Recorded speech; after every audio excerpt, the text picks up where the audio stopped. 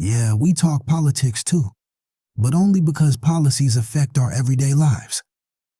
This show is presented by Rising Voices of Politics and founded by Reverend Michael Campbell with one goal in mind: give the people the mic. And when we say the people, we mean everybody. Young folks with big ideas, creatives with something to say, parents holding it down, leaders in the making, and anyone who's ever felt like their voice didn't matter. Trust, it does. No fake debates, no talking down, no boring energy, just real conversations, good vibes and perspectives that feel like home. Catch us live every Wednesday at 6 p.m. on YouTube and social media by searching The People's Voice, DC, or Rising Voices of Politics. Miss the live show? It drops the same night at risingvoicesdc.org, and you can listen anytime on Spotify. So whether you're on your phone, in the car, in the dorm, or just trying to feel connected, tap in, tune in, and be part of something bigger. This is The People's Voice, DC, the city, the culture, the conversation. And yeah, the people got something to say.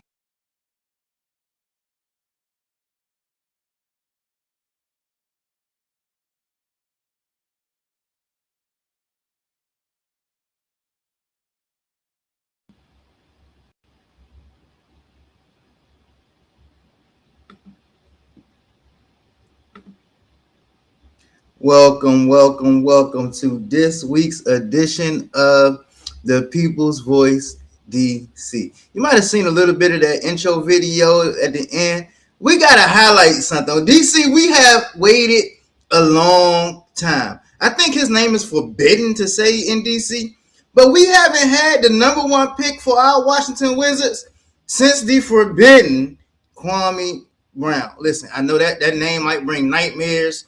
That name might, bring up some trauma. That's that MJ point, that MJ DC era, but listen, it's a different squad. Hey, my man AJ, I saw you, after they announced the pick, you act like they didn't want to come to DC, you acting all sad. Let me explain something to you about my city.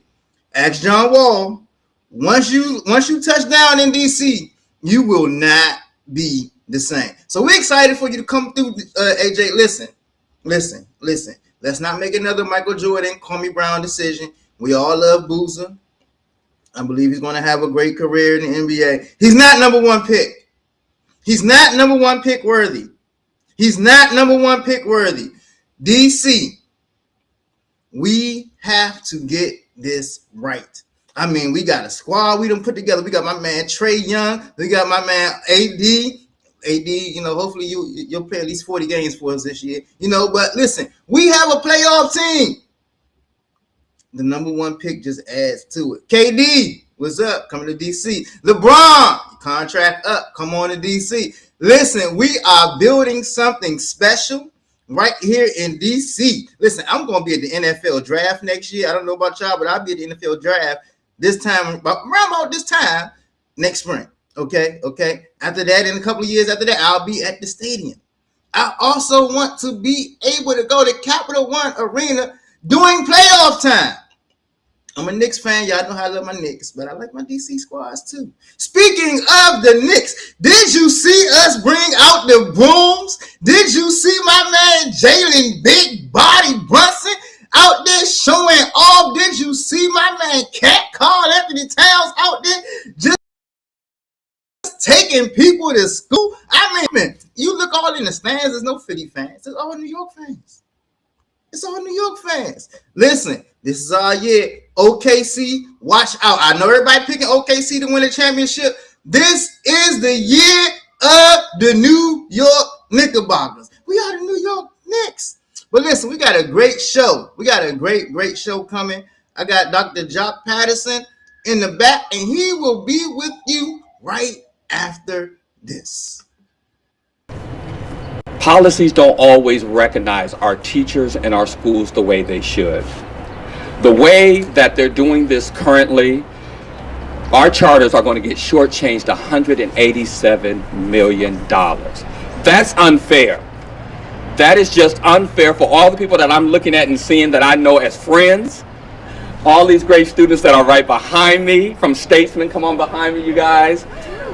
They deserve to make sure there is equity. People throw that word around so much, but they don't always mean it. We're here to make sure that when you talk about educational equity, that you actually put your money where your mouth is, right? Put your money where your mouth is. Don't say you believe in equity and leave out basically 48% of the schools that need and serve our children every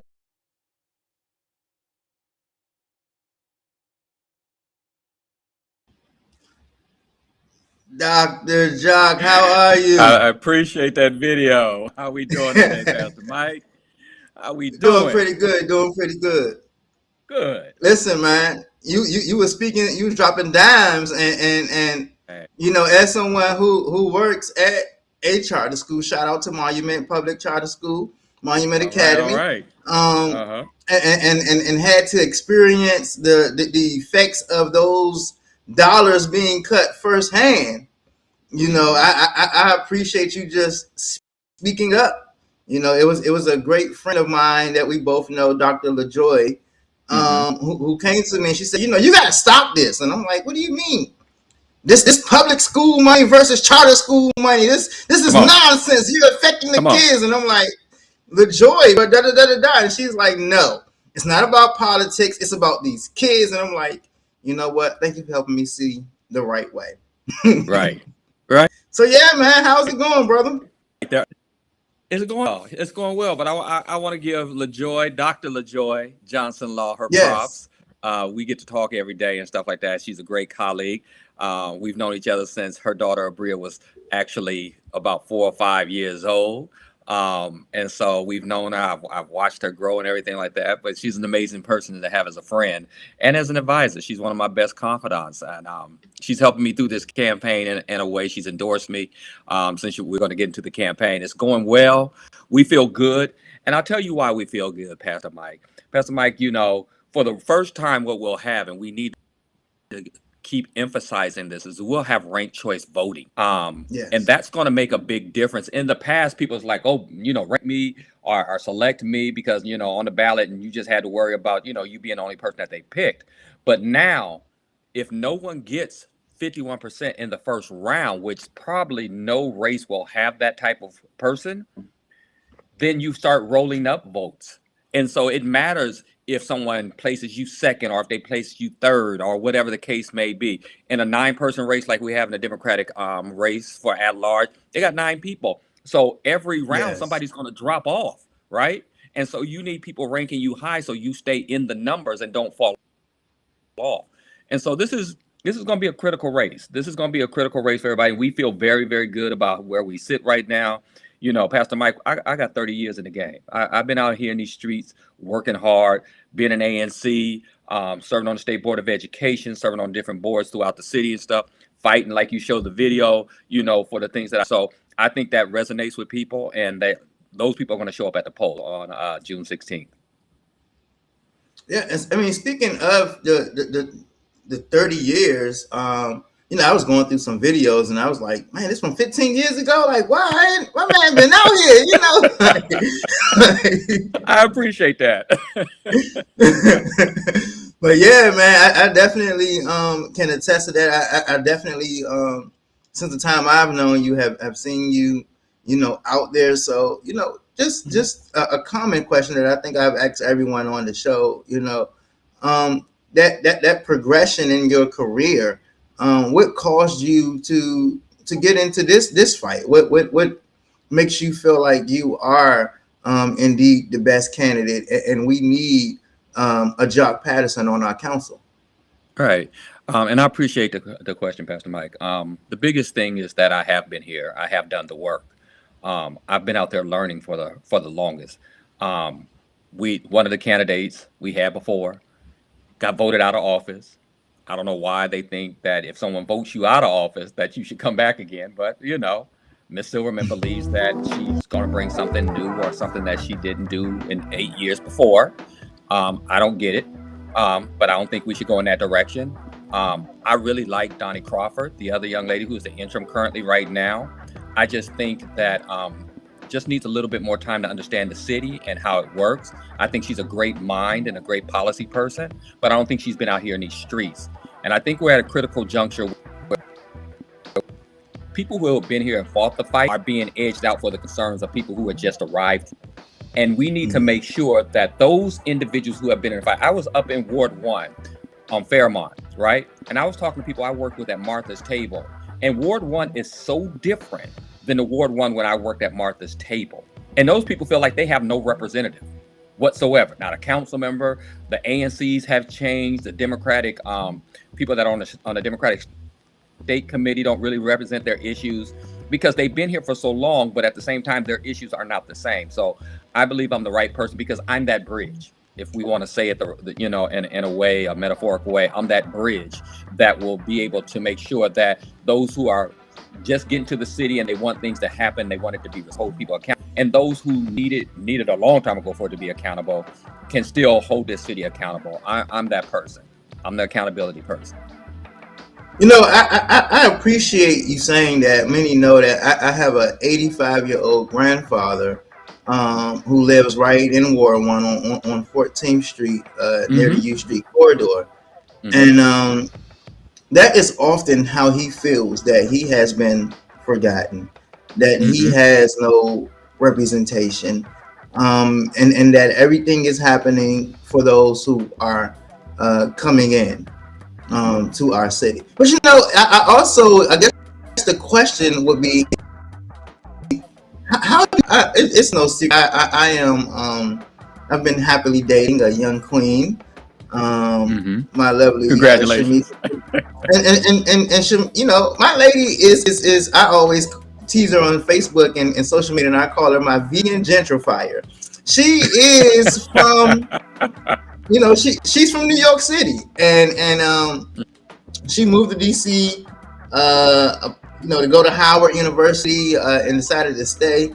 But I find that an issue that we have just in our own relationship when we talk about things. She just moved to DC and she wants to see this done, that done. She wants this to be happening and that to be happening. I'm like, wait a minute. Like, we can't do that. Like, you forgot about us over here and this. And so it's like, we have to really find a way, because they are residents, they are constituents, they do live in the city, pay taxes, unfortunately without representation, but pay taxes in this city. So how do we balance? Hey, look, this is what we understand that some of our new residents may desire and may want, but we also have to make sure that we're not pushing out the ones who have built this city and who have paved the way and who have endured in this city. How do we balance this? Right. We do that because there are certain things that transcend, when you got here, if you're a native Washingtonian or if you came here by way of your job or something else. There are things that transcend that. Things that transcend that they all people want, is accountability. Let's start there. They want their government officials to be accountable, to be present, to show up where they need to be, and then hold them accountable. Accountability goes across every line, every grouping, every demographic, affordability. It goes across every line.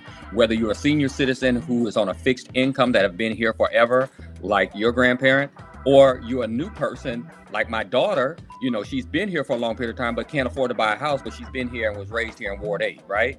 So there are certain things that transcend all these different demographics that we have to make sure. We have to make sure that people only not feel safe, but they are safe. Okay, so public safety transcends that. We know that, at some particular time, you may decide that you want to have a young baby. You want to make sure that someone is here to carry on that legacy, to carry on that Campbell name, right? So you want a great school, right? So I'm going to be working for those great schools. Those are certain things. That's how you balance that. But you have to take in mind the people who have paved the way for you to get to that point. It can't be just all quantified on the people who just got here. Right? Because their needs are a little bit different. We often talk about, okay, do we really need dog parks? Do we really need, and we go into all these different things that are, some people who just got here, they love the dog parks. Hey, I appreciate that. People like bike lanes. I can appreciate that too.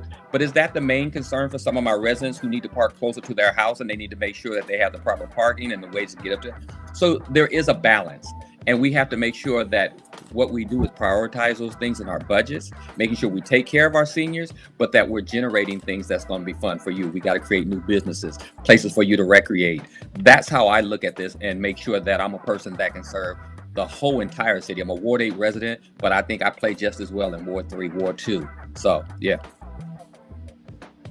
I like that. Good response. Good response. Good response. I wanted to bring up something. I'm gonna show it right here because you brought it. You kind of ushered in this conversation.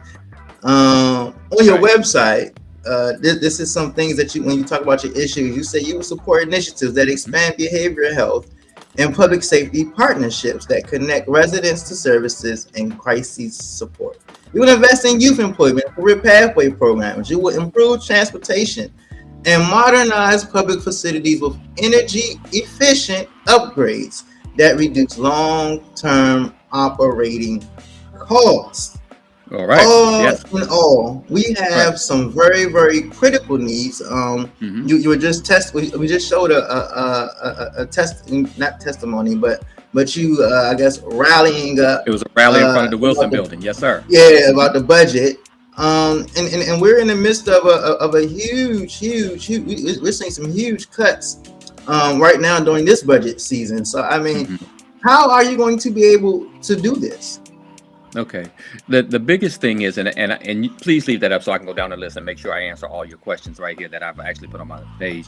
But the balance is this, okay? There are going to be things where we're going to have to make cuts, and we're going to have to actually look on if you can deliver on what you have a contract for.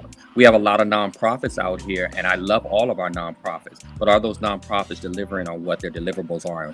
If you're not doing that work, we have to reevaluate if you're going to be funded every single year. And that's just the truth. We're going to be having the toughest budgets that we've ever had in about 25 years since I first moved here in 95, which is 31 years ago. We're going to have some tough budgets, and we have to make tough decisions. And that means that we're going to have to cut in areas where people aren't being effective and being efficient. So that's how we balance some of that to make sure that we are funding the things that we need. When I look at these 4 things that are highlighted right here, one of my projects that I really work on, and that actually they were giving testimony to it just a few days ago, is community schools. Community schools concentrate the resources we need at the one place everybody goes to, school, right? Regardless of your demographic, your ethnicity, how long you've been here, what your economics are, if you live in Ward 8 or if you live in Ward 3 or Ward 2, you more than likely either go to school, have some interactions with schools or whatever case may be, right? And so a lot of our families need to be able to get the resources they need from that school. They need to be concentrated there. And for that means that we need to have community schools. We need to have the behavioral health there at our schools to make sure, not only just for the children, but for the families and the educators, okay? My daughter's a teacher, as I said previously.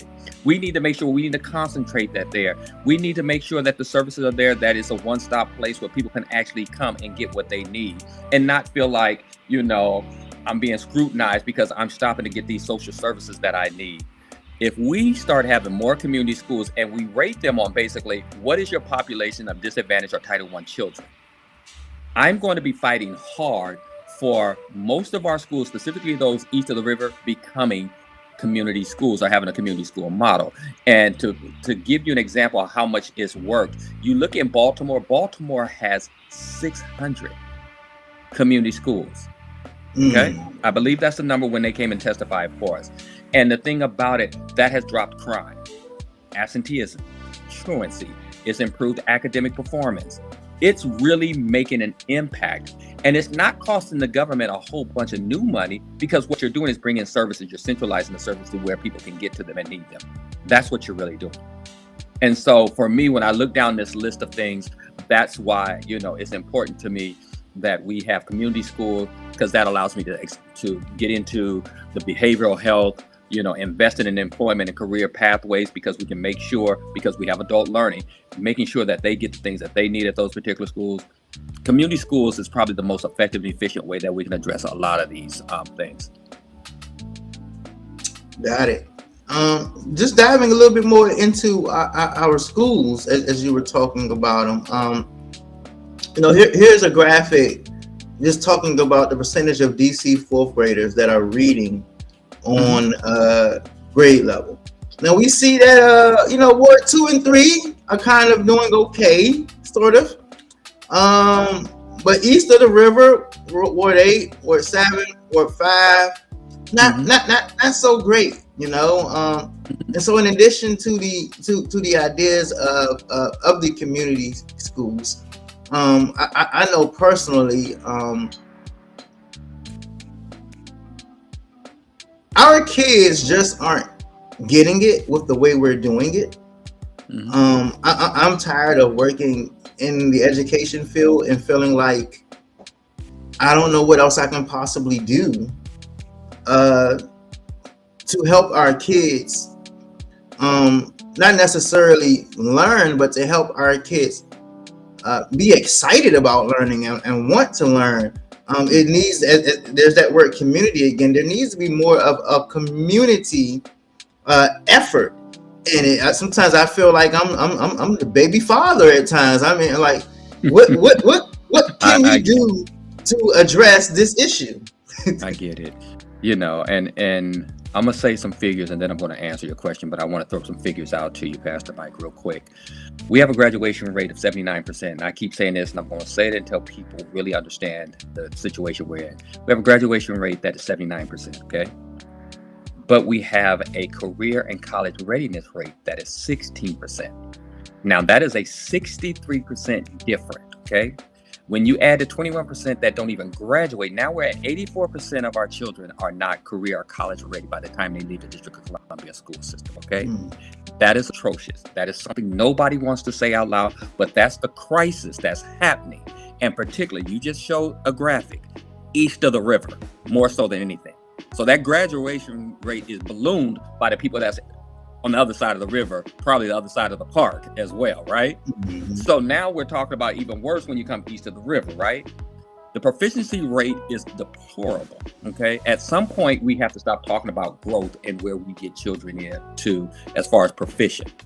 Now, I'm a person, I was recently asked a question, Mike, and I think this goes to your question, how do we get there? And I think one of the biggest things is when you're in the third grade and it's discovered that you are not proficient in math and reading, we need to really consider, do we hold those children back? Because all we're doing after that point, if they're not, is kicking the can down the road, the educational inequity can down the road. And if you're in education, you're being asked to catch up to kids. My daughter, I reference her a lot. When you have a 22, 23 students, right? And a majority of them are not on grade level, right? We have 3 or 4 that's on grade level, going by the percentages, but you're teaching things that are but you're supposed to be catching those students up at the same time. It's a tremendous ask on top of what you said. I'm the dad, I'm the social worker, I'm the disciplinarian for some of the kids, I'm the person that love on them and build confidence. I'm the mental health person for the child and everything, because my daughter calls me, she tells me kids that are going through, she's called me crying about children who are going through things and doing self-harm and things like that. And it just bothers her spirit. Again, community schools, because we need to take that burden off y'all. Y'all can't be all that. And we cannot expect you to catch up children that are 2, 3, 4, 5 grades behind. We can't. That's not fair to educators.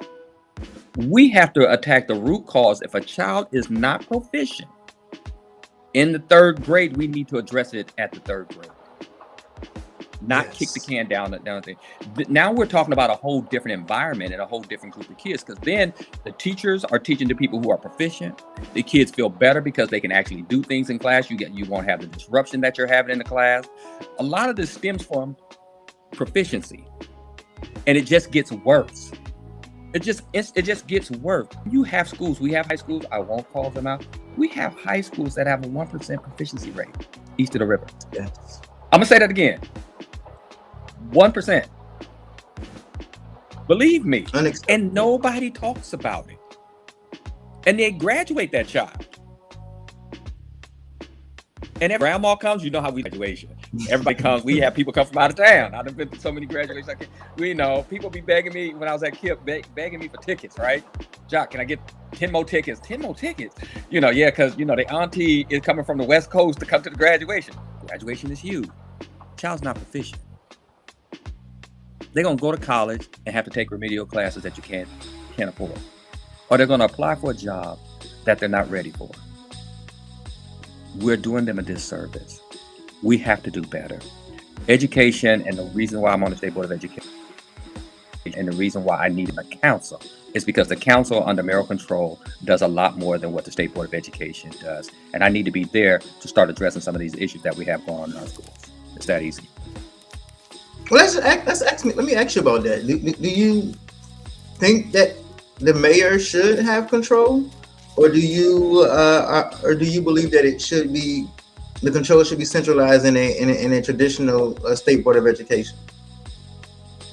Pastor Mike, I've been here long enough to see all the systems that we've had. Okay, when I arrived in '95, we had a traditional school board, had all the authority, it had facilities, it ordered all the stuff. It had a lot of power, right? And the reason that we went to mayoral control, it didn't just up and pop up and people just said, okay, let's do this new thing, is because of the shape we're in. We're in a horrific state. We were 51st out of 50 states. Okay. We will be a state at some point, but we were 51st as far as how we were performing. We couldn't get books out to folks because, we didn't have all electronics that we have now. When I first got here, they were in a warehouse somewhere stacked up, right? We couldn't pass fire codes. There were so many things that were happening. And that was the rationale behind it. Let's put it underneath the mayor because she's over all the agencies that we can address some of the issues. Now, something's in a building, DGS is supposed to fix it, right? At least for the DCPS schools, right? And you centralize all the services to the school is what they're saying. It centralizes a lot of the back work is what you do, okay? And I believe in that. I agree with that. Mayoral control is effective in that. Are we always responsive?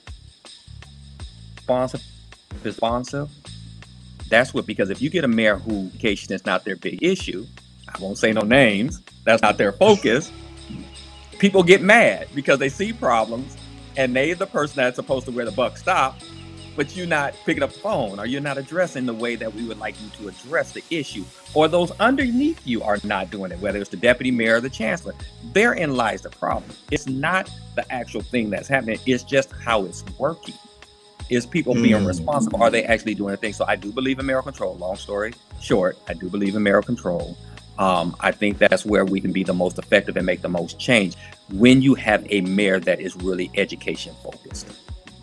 I like it. Makes sense. We're going to take a quick break as we dive into our crime talk. And we're going to watch this short video while we break. We'll see you after this. Okay, sir. Thank you. We're going to go now to Randy Hildreth at the King Greenleaf Rec Center in Southwest. Yeah, so this is just a few blocks away from where we've seen some of these teen takeovers recently. And Randy, what do they have planned there tonight for these teens?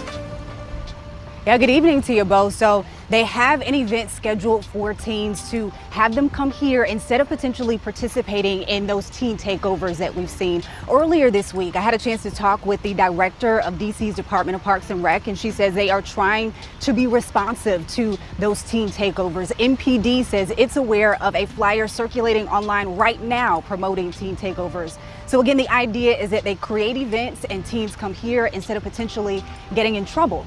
Now, I want to give you the lay of the land. I'm in the field right outside of the rec center. I'll step to the side so you can see all the action getting set up. So right behind me, we have some tents going up in preparation for tonight's event. I'm told some snacks and some food items will be set up there. We have the open field. And in the far right corner of this field, we have some games being set up. It looks like they're getting ready to blow up some tents and things for students to be able to take advantage of. And we have a stage being set up. All of this free for students. And again, the director of DC's Department of Parks and Rec saying that if they create these opportunities, they're hoping teens come here instead of potentially getting in trouble. The goal is to change the narrative and to get our teens to lock in into owning that this is your city and you have to take care of it. And again, as Sarah mentioned, this event is happening as the city debates whether to extend its special juvenile curfew zones, which expires April 15th. Mayor Bowser supports an extension, saying it deters dangerous and destructive behavior. But some council members say the city needs to put more into investments in programming and resources for young people. This is an example of what the city, again, is trying to do to get teens off and out of those teen takeovers and other opportunities for them to engage in safe activities. This event, again, free, kicks off at 6 o'clock and will run until 10 p.m. For now, sending it back to you live tonight, Randy Hildreth, WUSA 9. Get to have a late night on a Friday too, huh? Until 10 p.m. Yeah, Got the not popcorn bad. machine behind you, food and everything. I was going to say, if you've got food, you might be able to make this work. Shout out to Channel 9 News for that clip. That was a couple of Fridays ago, but I definitely wanted to play that. There's been a huge discussion going on about curfews. And just FYI for all of our listeners, teen takeovers aren't just happening in DC. They're happening all over the country. Across the country. And I partially blame social media. I have students who literally done pranks on me, and when I'm about to write them up, or like, what's going on? They're like, no, they show me on TikTok. Oh, this is what we do on TikTok. I'm like, this is a trend. Don't try this trend on me ever again. Like, but what do we do? It's almost like half of our city expects us to arrest our way out of this problem. And the other half may be a little bit too lenient. I don't know. So what are your thoughts? Okay. When the first one happened, I looked up a quote, not my quote, it's an African quote. The child who is not embraced by the village will burn it down to feel its warmth. After I said that in one of my videos after the first takeover, I had our council member, Trayon White, use it when they were just talking about the curfews, a little quoted as well. And that's basically what we have here right now. So it's a both and to answer your question quickly and stuff like that. We didn't get here overnight. What you're seeing is a reaction. Okay, takeovers are a reaction to the disinvestment in programs for teens, okay? Especially coming out of COVID when they needed it the most, okay? Kids locked away for 18 months. That does something to your mental health. That does something to your ability to socialize when you've been on a computer and a phone for 18 months communicating with folks, right? Okay? And we're defunding stuff. We're defunding things like DBH. Right now in this budget, we're defunding DBH when we need a Department of Behavioral Health when we need it the most, right? So kids have school programming. The ones that's still there is too expensive for kids, right? So what do I have to do? We're talking about DPR. They've done a lot of great. I love Beanie Free and stuff like that. Even there, some of those things have been, underfunded. I think she needs more money, not less. And so kids act out. They're responding. They want to feel the city really cares about them. And they'll burn it down just to feel the warmth that they've been deprived of through all these various programs. You're out here even cutting the amount of money that you pay the summer job program. Do you know kids don't get a minimum wage for working in the Marionberry summer job program? How do you say to a child that you're not going to give them minimum wage for a job? Those are the type of things they do, and they don't think kids will respond to that. I actually have had kids. Come up. I'm gonna let you finish. But actually, I've had kids come up to me and say, "Why would I stop hustling just to make this little bit of money? Right. That's less than minimum wage." Right. And so it's like, man, but I'm trying to justify, and in my head, I'm like, man, the kid got a point. We need to pay these kids more, right. But see, it's sad. Politics. It hurts us. That's the politics of it. So you can say, I have more kids in the program, but I'm paying them less. No, you really don't. You have probably the kids who have parents who can afford for them to be there for the summer and just needs them to do something to earn a little extra money and think it's cute because they can add it to their, their transcripts and everything later when they apply to college. But the average kid who comes from Southeast and stuff like that, like, I can't do that because that's not enough money for me. That's not going to help me. Yeah. That's not the intention of what Marion Barry created this for. We've lost that. Okay, so going back to the curfew and everything like that, the things is you're getting a reaction from children from disinvestment in programs that affect them every day in their lives. That's what you're seeing with teen takeover. Now, the teen curfews, when people argue about all these type of things, there still is an accountability factor that goes with this, okay? Even though you're angry, you can't just act out. You can't shut stuff down. That's not allowable. That's just not allowable. You can't, stop everybody else's quality of life because you're mad. There's a way to go about protesting and doing things to make sure you get the proper funding. Teen takeovers put kids in a lot of bad places where things can escalate and they can be hurt. So I do believe in zone. So we start programming because we're not just going to do it overnight, but just a periodic period of time where we say these zones at 8 o'clock, we're going to have a curfew on these zones, not the whole city, on these zones.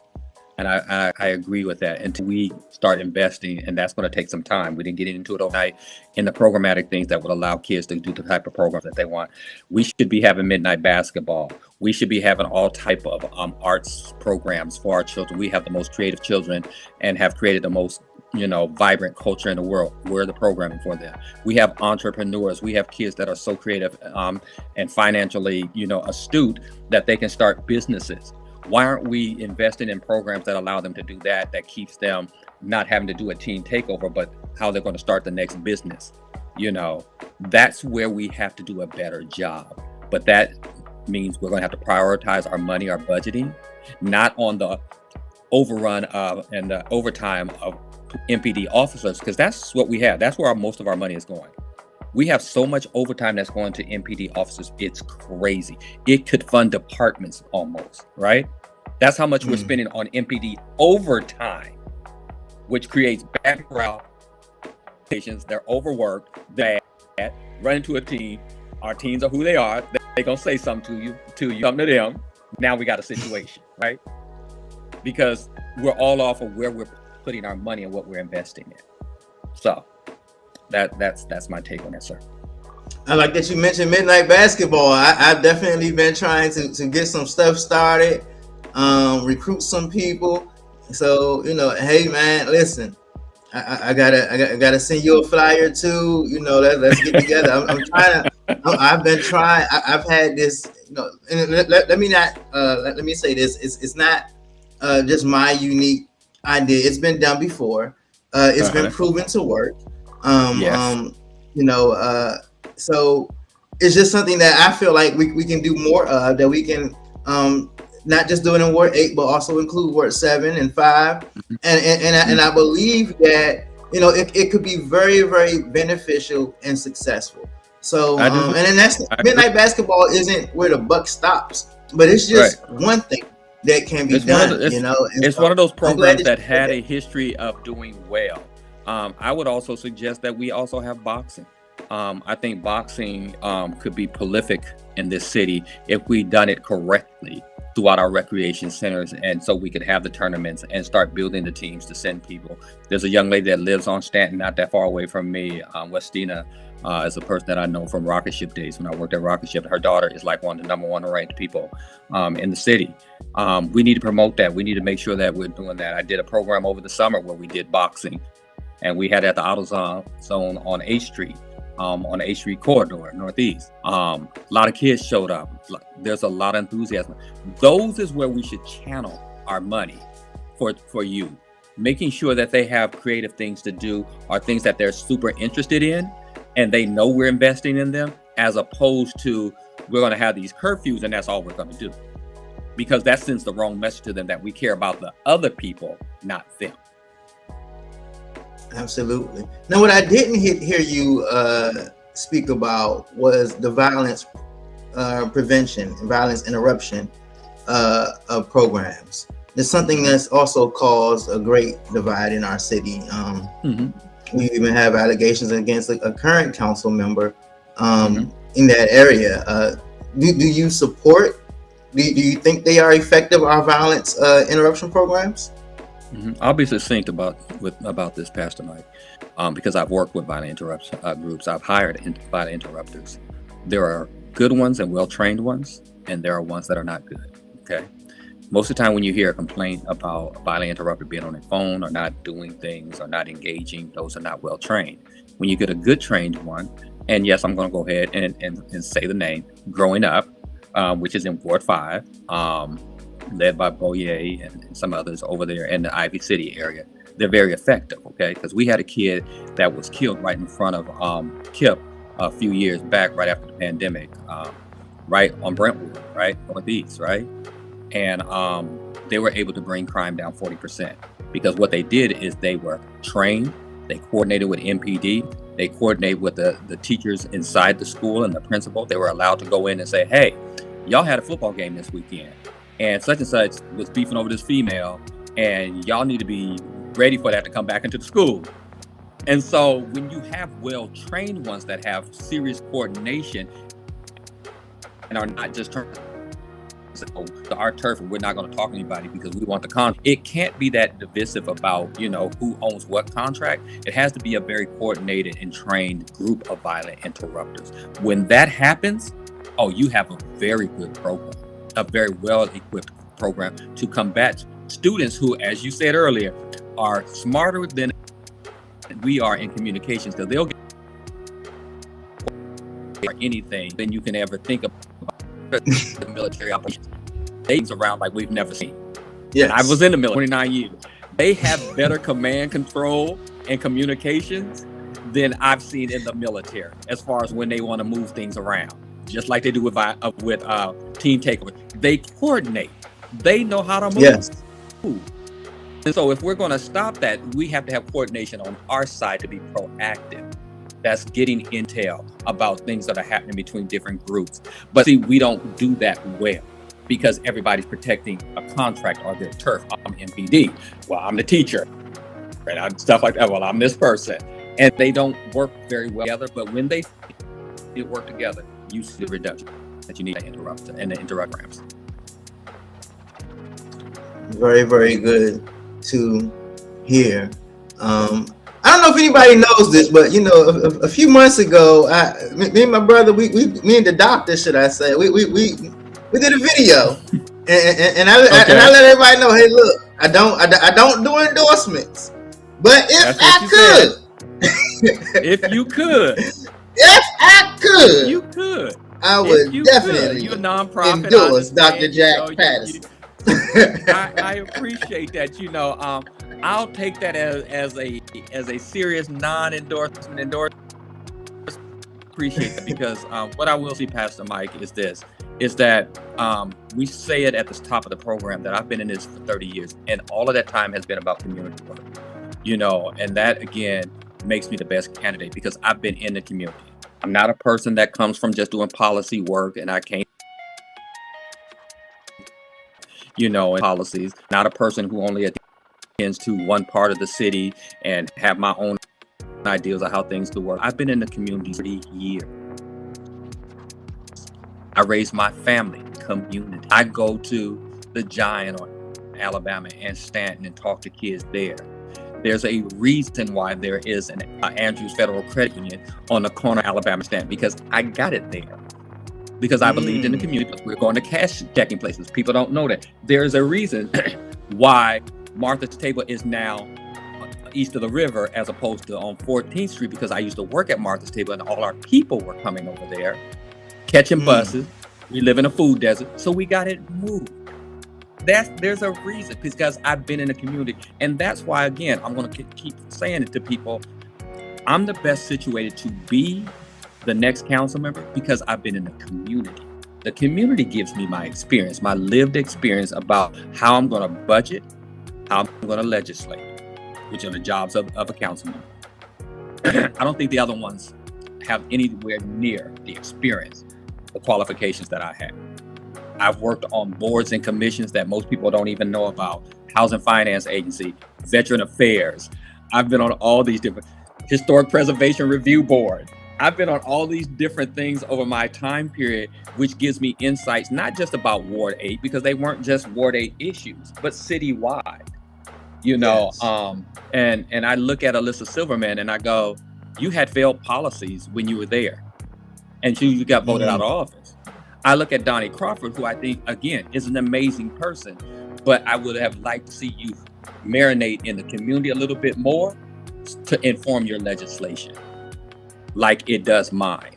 I'm going to be a different type of council member, a council member who shows the heck up, goes to meetings. I think you know that. I go to meetings when there's only 3 or 4 gathered half the time, you know, and so that's the type of council member I'm going to be citywide. Speaking of showing up, you know, this show, and to the credit of all of our great listeners, all of our Washington, D.C. residents, even those in the DMV, I you know, Maryland and Virginia pitching in, you know, but I have to say, you know, we have had a lot of candidates come on, and the ones who haven't come on, we have had responses, you know, maybe conflicts of schedule. I have to say this. Madam Silverman has not even responded to the show. She has been invited several times. She has told me in person she will appear on the show, but I have not received any response afterwards. So just throwing it out there, Madam Silverman. If you are a lady of your word, you know, just come on through. You know, we want to listen. This show was created. There are people who truly don't know our candidates, who truly don't pay attention to politics, but they look at the show to try to learn a little bit more. Right. So, I mean, if you say you care about our people, if you say you care about east of the river, and you know that there is a heavy amount of those people that watch and tune into this show, I would think that you would want to at least show face somewhere. You would come to our meetings and not just be there because you're trying to like show a little something. Like I remember when Alyssa first started campaigning and she came to the Interfaith Breakfast, which we were at recently. I remember. Right? And I turned around to her, I said, "What you running for?" First time ever. And she's like, I literally turned around to her because this was last summer. I said, "What are you running for?" And she was like, "Oh, I'm just listening and learning and stuff like that." I'm like, "You running for something." See, they'll come here when they trying to learn, you know, who doing what and who's moving and stuff like that. But to talk to us about our real problems and to really build the type of relationship that's going to move us forward, I don't think Alyssa Silverman has ever had that amount of respect for our community. And I'm going to say that categorically. I'm not going to, you know, I love Donnie and I keep saying this. I think she is a wonderful person. I think she has a sweet heart and everything like that. So I don't begrudge her anything. But Silverman, no. She is disrespectful to our community. Last time she ran, I literally had an engagement with her and told her I was going to be supporting the person who eventually beat her in that race because she had been very disrespectful to our community. Now this person wants to come back, and people are acting like it's okay. No, you were disrespectful then. You've always been disrespectful. You don't really engage our community, and you shouldn't get a free pass just because you are a former council member. You are a former failed council member is what I'll say. And so that's my problem with her running. And I'll say that as the candidate that is running against her, and that will defeat her because I believe we're going to win. But she has not been true to our community in a way that we need, especially as we have faced some of the budgets that we're about to face. I don't believe she will prioritize our community just like she's not prioritizing your show. I totally agree with you. We got about 10 more minutes left. Before we go, I do want your quick reaction. Speaking of the council, there are 2 candidates running for mayor, and they have been throwing. Listen, I support one. We all know I support one. But listen, they have been throwing jabs at one another about what they did while on council in regards to our utilities. I would like your reaction right after this. Okay. Let's start with the basics. I think a lot of people don't understand that there's multiple things that go into their bill. They just see that number that they're responsible for at the end. What are the primary drivers of the bill? Steve, in the simplest terms, we have two parts to the major parts of the bill. The delivery, that's for Pepco to bring the power to your home. And then we have the supply side, and that's independent of us and people that have power plants that make the power. So your bill is into two different components. It's about a 50-50 split.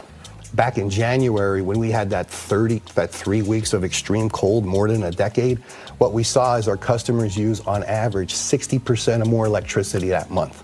So when you mention seasonal, we're going to definitely see lower cost just because of less usage.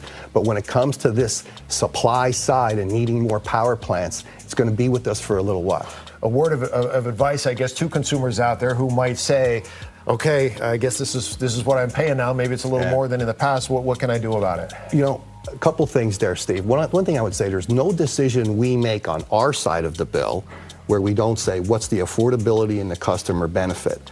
But my advice would be customers taking a little bit more of an active role, you know, as simple as unplugging that toaster, doing the different things, keeping that thermostat down just a few degrees can make big differences. Don't want anybody to change their lifestyle, Steve, but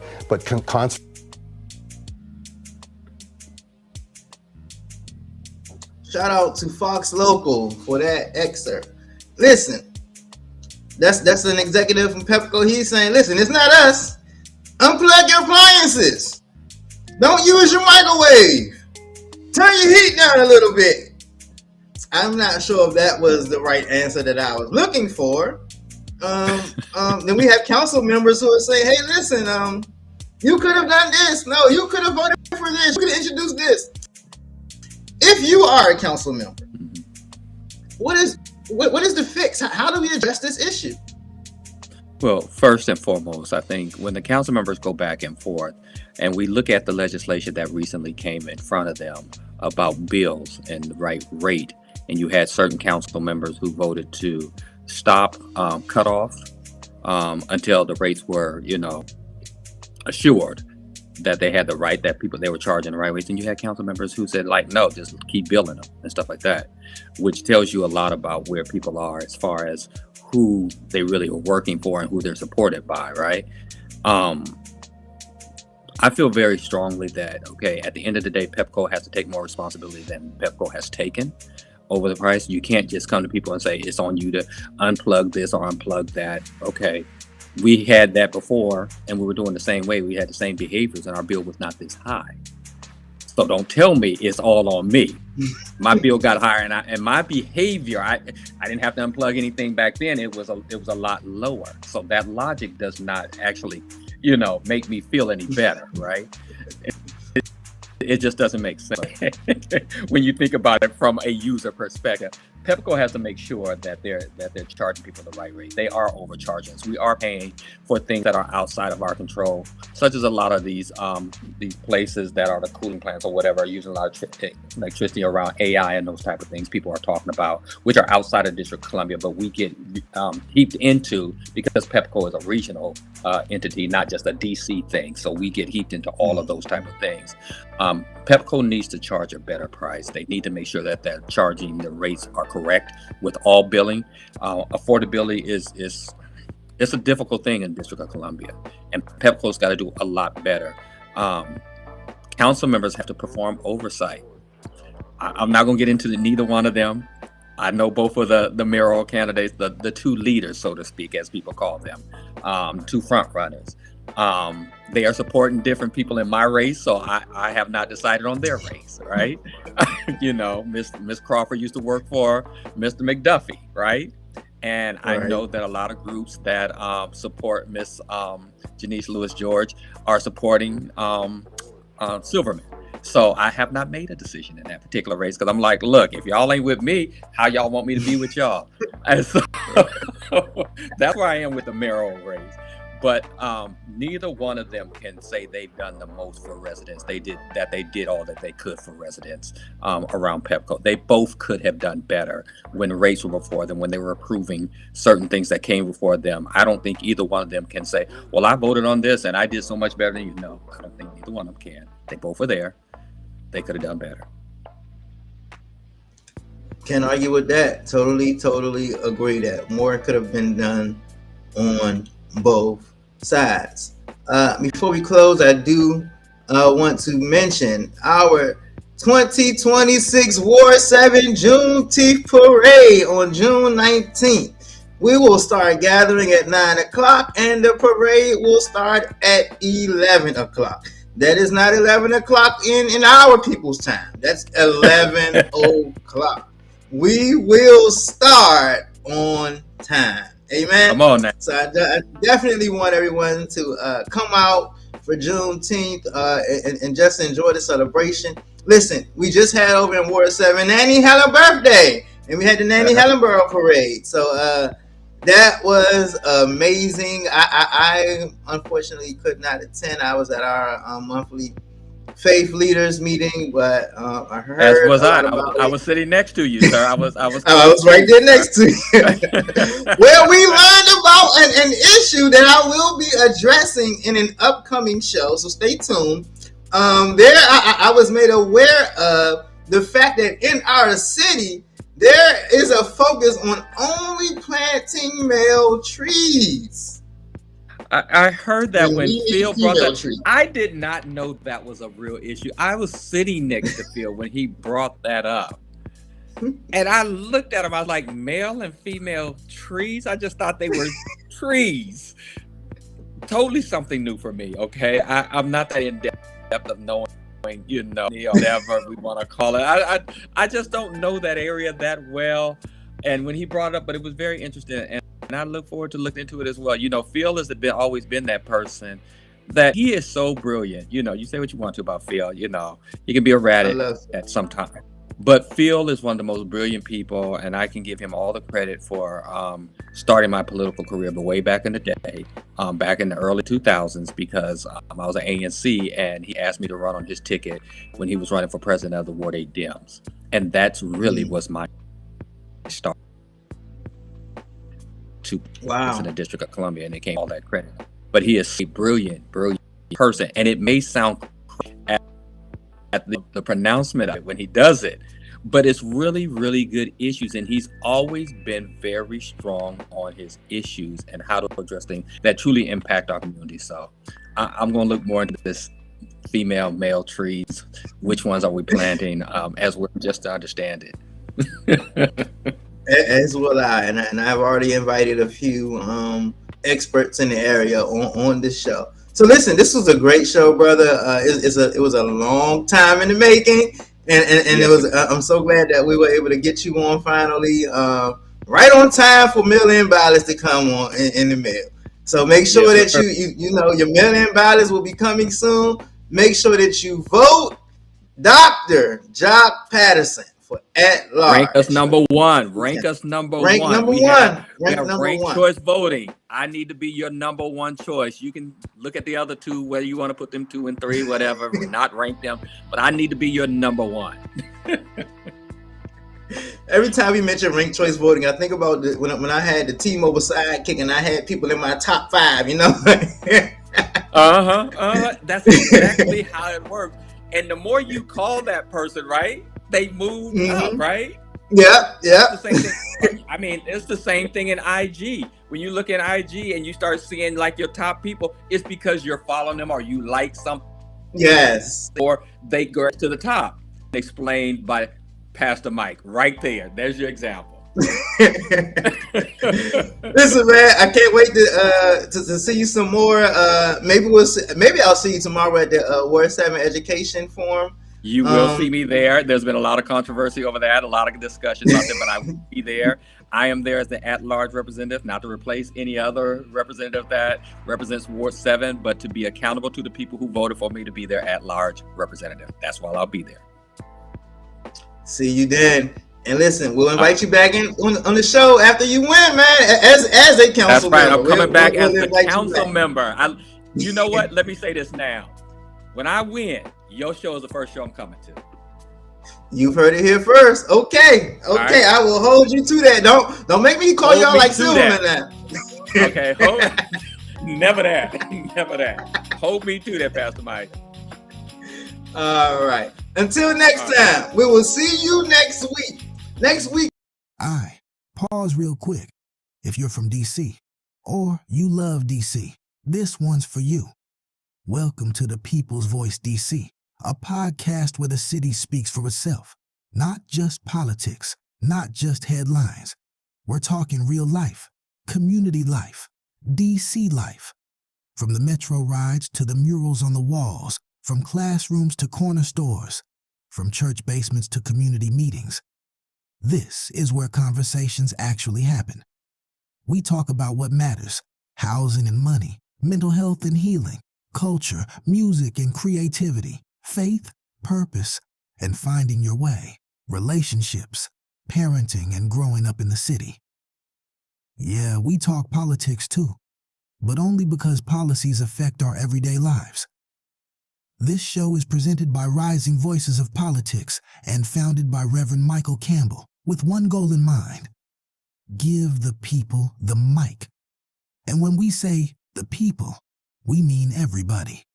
Young folks with big ideas, creatives with something to say, parents holding it down, leaders in the making, and anyone who's ever felt like their voice didn't matter. Trust, it does. No fake debates. No talking down, no boring energy, just real conversations, good vibes and perspectives that feel like home.